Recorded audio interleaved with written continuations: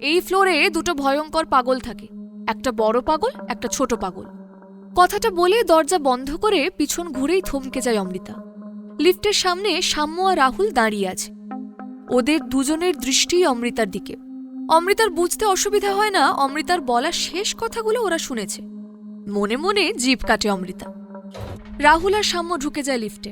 ইতস্তত করে লিফটে ঢুকে পড়ে অমৃতা। লিফটে উঠে কেউই কোনো কথা বলছিল না। রাহুল চুপ করেছিল, কারণ তার মনে একটা অদ্ভুত প্রশ্ন তৈরি হয়েছিল। এই মেয়েটা তাকে এড়িয়ে যেতে চাইছে নাকি তার কাছাকাছি আসতে চাইছে? সেই সময় উসখুস করে গলা খাঁকড়ে বলল, মানে আপনি ছোট পাগল কাকে বললেন? অমৃতা ঢোক গিলে বলল, শুনুন, আপনাদের এই রিসর্টে গেস্টদের কোনো প্রাইভেসি নেই? প্রাইভেসি নেই মানে?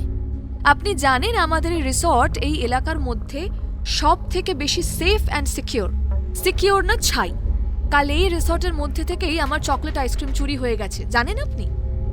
কয়েকজন ডাকাত এসে আমার আইসক্রিম চুরি করে নিয়ে চলে গেছে। এইবার সাম্য প্রায় তেড়ে ফুরে ওঠে। এই আপনি কি বলতে চাইছেন আমরা ডাকাত? ডাকাতি ছাড়া আর কি?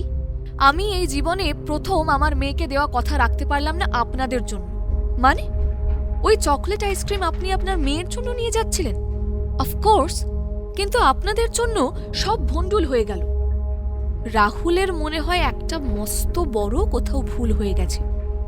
এই ভদ্র মহিলা নিজের মেয়ের জন্য চকোলেট আইসক্রিম নিয়ে যাচ্ছিলেন, আর সে নাকি ভেবেছিল তার ছেলে আর্যকে দেবার জন্য নিয়ে যাচ্ছে। লিফট গ্রাউন্ড ফ্লোরে পৌঁছে গিয়েছিল। রাহুল দরজা খোলার সঙ্গে সঙ্গে অমৃতাকে রাস্তা করে দিয়ে বলল, লেডিস ফার্স্ট। অমৃতার ভালো লাগলো রাহুলের এই সৌজন্যবোধ দেখে। মনে হলো রাহুল সম্পর্কে প্রথম দর্শনেই সে যে ধারণাটা করেছিল সেটা বোধহয় সম্পূর্ণ ঠিক নয়। অমৃতা লিফট ছেড়ে বেরিয়ে গেলেও রাহুল ওর দিকেই তাকিয়ে রইল। এই দাদা ভাই, কি দেখছিস ওইভাবে? ভদ্রমহিলা কিন্তু এক্কেবারে সুবিধের নয়। আমরা ওনার সম্পর্কে যা ভাবছি বোধহয় ধারণাটা সম্পূর্ণ ঠিক নয় রে। আরে না না, ভদ্রমহিলা অত্যন্ত অসভ্য। দেখলি না আমাদেরকে পাগল বলল। আচ্ছা চল, দেরি হয়ে যাচ্ছে আমাদের। লিফট থেকে বেরিয়ে হোটেলের লবিতে এসে দাঁড়ায় অমৃতা। সোহমের সঙ্গে দেখা করবে বলে রুম ছেড়ে বেরিয়েছিল সে। কিন্তু দেখা করবে বললেই তো আর দেখা করা যায় না। কিভাবে সোহমের সঙ্গে নিজে থেকে যোগাযোগ করবে ভেবে পাচ্ছিল না সে। অবাক হয়ে অমৃতা দেখল ওয়েটিং লাউঞ্জে চেয়ারে গা এলিয়ে বসে আছে সোহম, সঙ্গে একটা বড় সড়ো ফুলের তোড়া। অমৃতা ভাবল, এ তো মেঘনা চাইতেই জল। সোহম নিজেই চেয়ার ছেড়ে ফুলের তোড়া হাতে এগিয়ে এলো অমৃতার দিকে। তারপর অমৃতাকে দেখে নকল বিস্মিত হবার ভান করে বলল, ওহ, হোয়াট আ প্লেজেন্ট সারপ্রাইজ!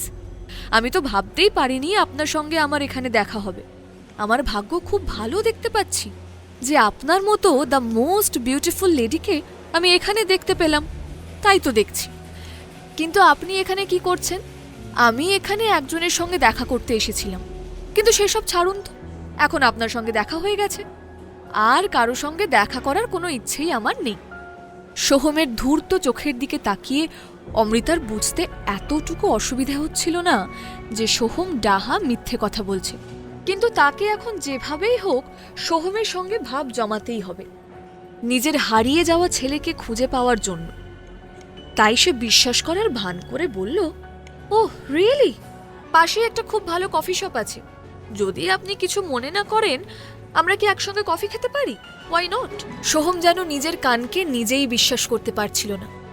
এত সহজে যে অমৃতা রাজি হয়ে যাবে এটা সে ভাবেনি। Thank you so much madam. কিন্তু এইভাবে শুধু ম্যাডাম বলে সম্বোধন করতে আমার একদম ভালো লাগছে না। আমাদের গতকাল থেকে আলাপ, অথচ এখনো পর্যন্ত আমি আপনার নামই জানি না। আপনার গুড নেম জানতে পারি ম্যাডাম? আমার নাম তো বলেইছি আপনাকে, সোহম চ্যাটার্জি। অমৃতা ঠিক এই প্রশ্নটার জন্য মনে মনে প্রস্তুত ছিল না। নিজের নাম বলা এখানে তার পক্ষে সম্ভব নয়, তাহলে যে কাজে সে এসেছে সেটা সফল হবে না। তাই অমৃতা বলল, আমার নাম শালিনী, শালিনী মিত্র। আপনি যতটা সুন্দর আপনার নামটাও ঠিক ততটাই সুন্দর। আমার গাড়ি পার্কিংয়ে রাখা আছে, চলুন আমরা পাশের কফি শপে যাই। অমৃতা আর সোহম হোটেলের পার্কিংয়ের দিকে এগিয়ে যায়। এই পুরো ব্যাপারটা কিন্তু রাহুল আর সাম্যর নজর এড়িয়ে গেল না। ভ্রু কুঁচকে রাহুল ওদের দিকে তাকিয়ে রইল। সাম্য উত্তেজিতভাবে বলল, দেখলি দেখলি দাদাভাই, কি বলেছিলাম আমি তোকে? এই মেয়েটি খুব গন্ডগোলের।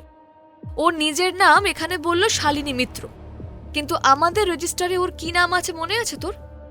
রাহুল বিড়বিড় করে বলল, অমৃতা ব্যানার্জি।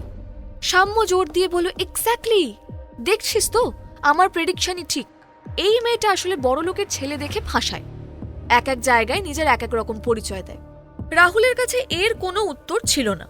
সাম্যর কথায় যুক্তি আছে, কিন্তু কেন জানি না ওর ঠিক বিশ্বাস করতে ইচ্ছা করছিল না যে অমৃতা ব্যানার্জি এই রকম একটা মেয়ে। কফি শপে গিয়ে সোহম ওদের দুজনের জন্যই 2টো ক্যাপুচিনো অর্ডার করলো। আপনার আর আপনার বোনের মধ্যে বয়সের তফাৎটা অনেকটা, তাই না?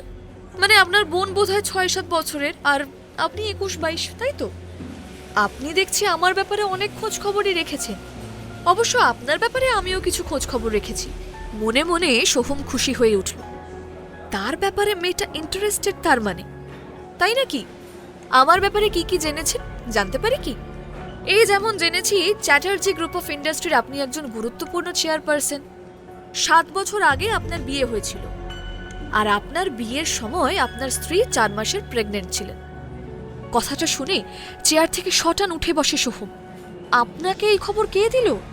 আপনিই তো বলেছিলেন সোহম চ্যাটার্জির খবর আমাকে দার্জিলিংয়ের যে কেউ দিয়ে দিতে পারে। তেমনই কারোর কাছে শুনেছি ধরে নিন। হ্যাঁ, ওই বিয়ের সিঁদুরদানের পরেই আমি চলে গিয়েছিলাম কলকাতায়। একটা দিনের জন্য ওই মুটকি ধুমসি আলুর বস্তার মতো মেয়েটার সঙ্গে আমি সংসার করিনি। চোয়াল শক্ত হয়ে ওঠে অমৃতার, কিন্তু নিজেকে সামলে নিয়ে বলে, শুনেছিলাম আপনার স্ত্রী নাকি যমজ বাচ্চার জন্ম দিয়েছিলেন, কিন্তু ছেলেটিকে নাকি পাওয়া যায়নি। একদম ভুল কথা, এরকম কোনো ঘটনা ঘটেইনি। সত্যিই ঘটেনি নাকি ঘটেছিল আমাকে বলছেন না? না, এরকম কোনো ঘটনা আমার জানা নেই। আপনি সত্যি কথা বলছেন না। সোহমের ভ্রু কুঁচকে ওঠে। অমৃতার ব্যাপারে এত কথা কেন জানতে চাইছে মেয়েটা? সোহমকে ভ্রু কোঁচকাতে দেখে অমৃতা সচেতন হয়ে যায়। যে মিথ্যা বলে আমি কিন্তু তার সঙ্গে বন্ধুত্ব রাখি না মিস্টার সোহম। বন্ধুত্বের মধ্যে মিথ্যের কোনো জায়গা নেই, সেখানে ক্রিস্টাল ক্লিয়ার থাকতে হয়। সো আই এম সরি বলেই সিট ছেড়ে উঠে পড়ে অমৃতা। তারপর পিছন ফিরে চলে যেতে উদ্যত হয়। সোহম যখন দেখল যে শালিনী নামের এই অপূর্ব সুন্দরী মেয়েটি চলে যেতে উদ্যত হয়েছে, সে মরিয়া হয়ে উঠল। এত কাঠখড় পুড়িয়ে লক্ষ্যের এত কাছে এসে এইভাবে সে শালিনীকে দূরে চলে যেতে দেবে না। প্লিজ যাবেন না ম্যাডাম, আমার কথাটা তো শুনুন। আমি আপনাকে সব বুঝিয়ে বলতে রাজি আছি, আপনি যাবেন না প্লিজ। থমকে দাঁড়ায় অমৃতা। অমৃতার হৃৎস্পন্দন যেন বেড়ে গিয়েছিল। এত সহজেই সোহম সব বলে দেবে ওকে? তবে কি সে আজকে তার হারানো ছেলের সম্পর্কে সবকিছু জানতে পারবে? তাড়াতাড়ি নিজের চেয়ার থেকে উঠে এসে অমৃতার কাজ ঘেঁষে দাঁড়ালো সোহম। অমৃতার বিরক্ত লাগছে, কিন্তু এখন গরজ তার নিজের। তাই কোনো প্রতিবাদ না করে সে তাকালো সোহমের দিকে। সোহম বলল, এত রাগ করছেন কেন ম্যাডাম? আমি আপনাকে সব কথা বলবো। প্লিজ শালিনী ম্যাডাম, আপনি একটু শান্ত হন। তবে কি সে আজকে এত দিন পরে তার হারানো ছেলের সম্পর্কে সত্যিটা জানতে পারবে? নিজের ছেলেকে কি খুঁজে পাবে অমৃতা? আজই ডাউনলোড করুন পকেট FM এর অ্যাপটি আর শুনতে থাকুন এক যে ছিল কন্যা।